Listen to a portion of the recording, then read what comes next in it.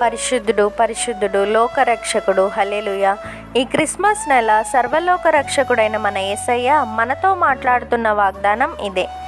యెషయా గ్రంథము 51వ అధ్యాయం 2వ వచనం. మీ తండ్రి అయిన అబ్రహాము సంగతి ఆలోచించుడి, మిమ్మును కనిన సారాను ఆలోచించుడి. అతడు ఒంటరి అయి ఉండగా నేను అతన్ని పిలిచి తిని, అతనిని ఆశీర్వదించి అతనిని పెక్కుమంది అగునట్లు చేసి తిని. Amen. Verse of the day, Isaiah chapter 51 verse 2. Look to Abraham your father and to Sarah who bore you, for he was but one when I called him, that I might bless him and multiply him. Amen.